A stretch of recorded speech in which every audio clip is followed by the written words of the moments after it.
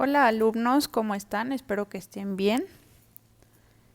Pues hoy me gustaría que escucharan esta grabación y que fueran siguiendo el texto que les dejé leer el lunes, ayer, para que vayamos haciendo énfasis en algunos aspectos que me interesan de esta lectura. Sé que era una lectura compleja, con algunos términos que probablemente no conocen, entonces no se preocupen, ahorita vamos a hablar de algunos de esos temas y sobre todo resumir lo que más me interesa que aprendieran sobre esta lectura. Entonces, el objetivo de esta lectura era que ustedes entendieran un poco más acerca de la historia sobre esta idea de los géneros literarios, que es el tema que estamos viendo ahorita, ¿no? Y también que encontraran algunas de las características principales de los tres grandes géneros, que eso es muy importante que ya los conozcan: el narrativo, el lírico y el dramático. Entonces, el texto empieza contándonos cómo esta teoría de los géneros literarios aparece a partir de la antigüedad grecolatina, es decir, la época de los griegos y de los romanos, sobre todo de los griegos, ¿no? Y entonces el primer registro de un texto que se tiene en el que alguien hablaba sobre los géneros literarios es la Poética de Aristóteles, que ahí se los puse en verde, subrayado, acá está. Entonces, la Poética de Aristóteles, y esto se los definí acá abajo, fue una obra escrita por el filósofo griego Aristóteles en el siglo IV a.C. y lo que le preocupaba a Aristóteles, bueno, su tema principal era la manera en la que podía clasificarse el arte en general y sobre todo la literatura. A él sobre todo le interesaba hablar de las diferencias que existían en el teatro griego, que había dos grandes clasificaciones, la tragedia y la comedia. Entonces, lo que hizo Aristóteles fue crear este texto, del cual solo quedan algunas partes, que se cree que se perdió gran parte de este texto importante, en el que definía en qué consiste un género literario, ¿no? No existía en ese entonces la novela, pero para que lo entendamos mejor, Aristóteles en su momento definió qué características tenía que tener una épica, un poema épico como la Odisea, que ya leímos, para poder ser considerado un poema épico. Y se preguntaba, ¿qué hace diferente un poema épico, como la Odisea, de un poema lírico, ¿no? Que es más parecido a lo que hoy en día conocemos como poesía. ¿Por qué se llamaba poética? Bueno, en ese tiempo la palabra poética viene de poiesis, que es creación. Entonces, para Aristóteles, poética era toda obra literaria en la que se creara algo, sin importar que fuera un poema como conocemos hoy en día, o más bien una narración como la Odisea. Además, en esa época la literatura sí tendía a estar escrita sobre todo en verso y no tanto en prosa, que si recuerdan la distinción, verso básicamente es ordenar el lenguaje siguiendo ciertas reglas de sonido, de ritmo, de métrica, y en cambio la prosa es la manera en la que ordenamos el lenguaje de forma natural. Ok, entonces vamos a seguir. Entonces aquí dice que de lo que se ocupa Aristóteles en su poética es de establecer particularidades, semejanzas y diferencias, ¿no? Particularidades, semejanzas y diferencias entre los distintos tipos de literatura que existían en su época. Hay que tomar en cuenta que en su época, como ya mencioné, no existía la novela, ¿no? Aristóteles habla de los géneros literarios que los griegos utilizaban y que ellos inventaron y que ellos empezaron a trabajar.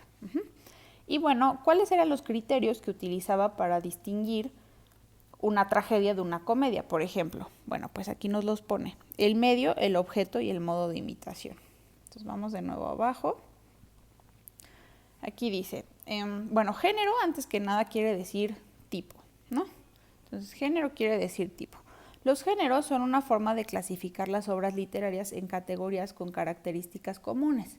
Esto quiere decir que dentro de miles de obras que tienen cada una sus rasgos únicos, sus historias diferentes, tienen rasgos en común que nos permiten agruparlas, ¿no? Entonces, por eso podemos decir que Harry Potter, El Señor de los Anillos y no sé, cualquier otra novela, ¿no?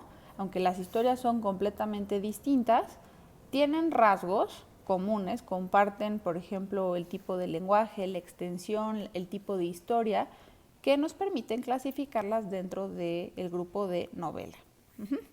Entonces, los tres criterios que utiliza Aristóteles para definir los distintos rasgos literarios géneros literarios son el medio, el objeto y el modo.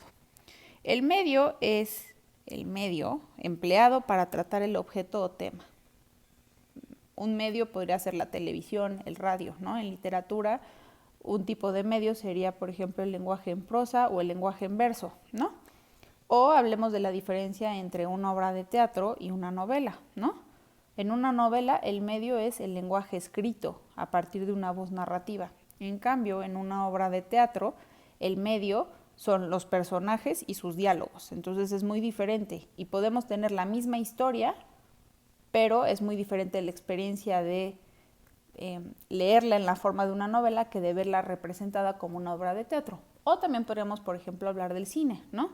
Todos conocen por lo menos una adaptación del libro a novela. Es muy distinta la experiencia de leer la novela a la experiencia de ver la película, aunque la historia sea similar. ¿Por qué es tan diferente? Pues porque el medio es muy diferente. Uno es la palabra escrita, otro son imágenes en movimiento y visuales. ¿Okay? Entonces ese es el medio. El siguiente sería el objeto. El objeto es aquello de lo que trata la obra literaria. El tema, la historia, los personajes, todo el contenido de una obra literaria. Entonces, por ejemplo, para los griegos, las obras de teatro se distinguían, en la tragedia, no creo que aquí no lo escribí bien, pero la tragedia básicamente tenía que tratar temas serios e importantes y las comedias tenían que tratar temas comunes y sencillos. Entonces, aunque las dos son obras de teatro, ¿no?, caen en una subclasificación diferente, que son la tragedia y la comedia, porque una habla de temas serios e importantes con personajes nobles y heroicos, y el otro habla de temas más comunes y corrientes con los que el pueblo se pudiera sentir identificado.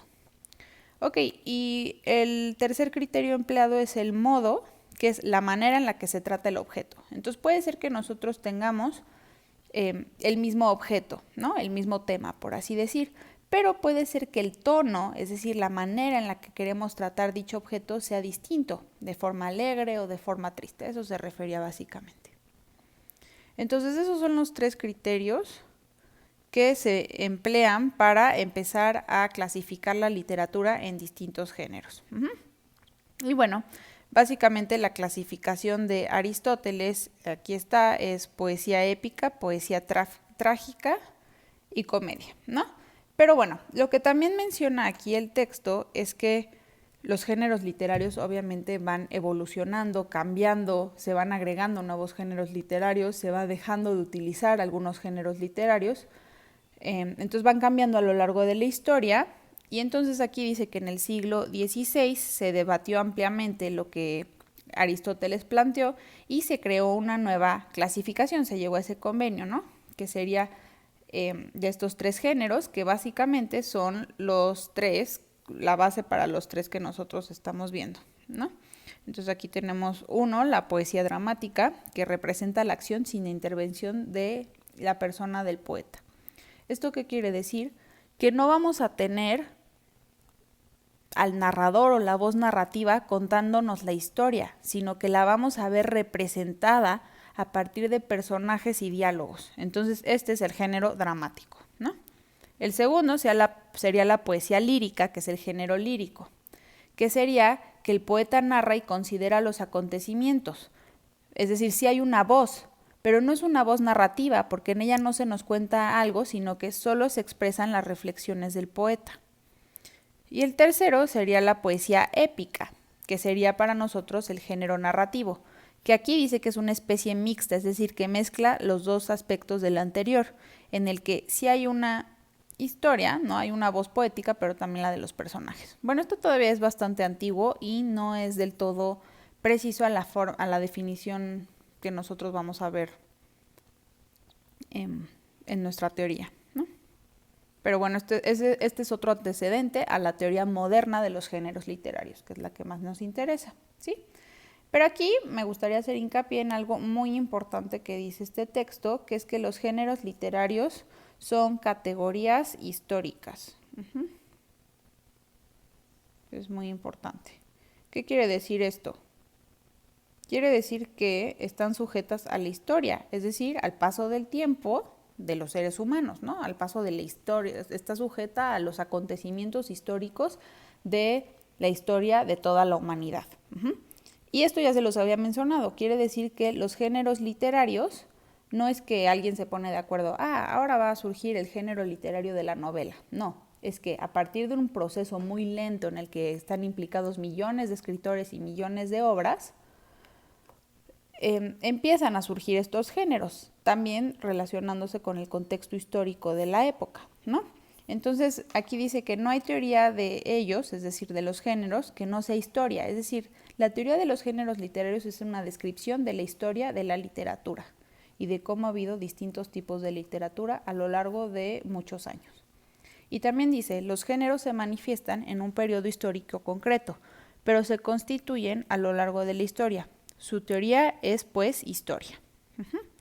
Entonces, por eso, en los tipos de subgéneros que vamos a ver, hay algunos géneros que hoy en día ya no se emplean de manera activa, es decir, claro que los seguimos leyendo y que son muy importantes, como la Odisea, pero hoy en día nadie escribiría un poema épico, por lo menos de la forma tradicional, ¿no? Hoy en día los géneros de narrativos más empleados son la novela y el cuento. O pues hoy en día ya nadie escribe una tragedia griega de la manera en la que lo hacían los griegos. Todo ha cambiado. Ok, entonces ahora sí aquí nos pone la definición de los tres géneros, ¿no? Entonces primero tenemos la poesía épica, que para nosotros sería el género narrativo, ¿no? Y lo que más me interesa es que dice los textos narrativos o relatos, los cuales cuentan el curso histórico de un acontecimiento, es decir, en ellos la lógica de las acciones está subordinada a su duración. Aquí hay dos cosas importantes. Para que un texto pueda ser considerado narrativo, tiene que primero contarnos algo, tiene que haber una voz narrativa, ¿no? Y en segundo término, tiene que haber un acontecimiento, es decir, acción, que algo pase. ¿Esto qué quiere decir? Está subordinada a su duración, es decir, que es una acción en el tiempo y se nos está contando esa acción en su tiempo. Por eso es un relato, estoy contando algo que pasó o algo que pasará, pero tiene que haber acción involucrada. Aquí tenemos el segundo género narrativo que vimos, que es la poesía dramática, sería el género dramático o el teatro, ¿no? Que nosotros comúnmente género dramático es teatro para nosotros. Aquí, ¿cuál va a ser la diferencia respecto a lo anterior? Bueno, pues esta palabra muy importante. El teatro fue concebido para ser representado por actores en un escenario mediante diálogo, ¿no? Y hay acción. Entonces, también hay acción, también hay una historia, también hay un paso de tiempo, al igual que en el género narrativo. Pero aquí no va a haber una voz narrativa que nos lo esté contando, sino que lo vamos a ver a partir de los personajes y de los diálogos, vamos a ver la acción. No va a haber un narrador que nos diga, Juanita fue y abrió la puerta. No, vamos a ver al personaje de Juanita parándose, dirigiéndose hacia la puerta y abriéndola. ¿Okay? Entonces esas son las diferencias. Pero los rasgos en común entre el género narrativo y el dramático es que en los dos hay una historia y hay acción. Y por último tenemos aquí el género lírico, que nosotros le hablamos igual, poesía lírica, género lírico, y aquí nos dice que es probablemente el que menos se ha transformado a lo largo de la historia, es decir, que lo que los griegos consideraban como género lírico o poesía es lo que nosotros consideramos como poesía hoy en día y que podemos identificar como un poema, ¿no? Y dice que el género lírico, su gran característica es que no va tanto por contar acciones, aunque sí puede haber algunos poemas que nos estén contando algo, acciones, no poemas, pero géneros líricos, ¿no? Pero más bien, en vez de contarnos acciones, se va a enfocar en la expresión del mundo interior del poeta, sus pensamientos, sus emociones, sus sentimientos, sus anhelos, sus creencias, y de sus reflexiones existenciales sobre diversos temas como la vida, la muerte, lo sagrado y el amor, entre otros, ¿no? Y aquí no lo menciona, pero en un poema no podemos hablar de un narrador o de una voz narrativa como lo haríamos de un cuento o de una novela. En los poemas o en el género lírico, nosotros lo llamamos más bien una voz poética. Entonces, la voz del poeta o de la poeta hablando y expresando esos temas interiores, ¿no? El amor, la impresión sobre pues la naturaleza, cualquier tema, pero no es acción, sino más bien creación de imágenes, de metáforas, de sonido, de ruido, y se enfoca muchísimo más en el lenguaje. Aquí lo dice, que la poesía, el género lírico se enfoca mucho en la creación de efectos sonoros, es decir, de efectos de sonido, que las palabras suenen de una manera, por ejemplo, la rima de las calabritas literarias, y en crear imágenes sorprendentes, que esto es la metáfora, ¿no? Por ejemplo, llamarle a los dientes de alguien una hilera de perlas, eso es una metáfora. Ok, bueno, en la siguiente grabación vamos a corregir el ejercicio, la tabla que hicieron basándonos en esto que acabamos de ver en esta lectura, así que también escúchenlo por favor.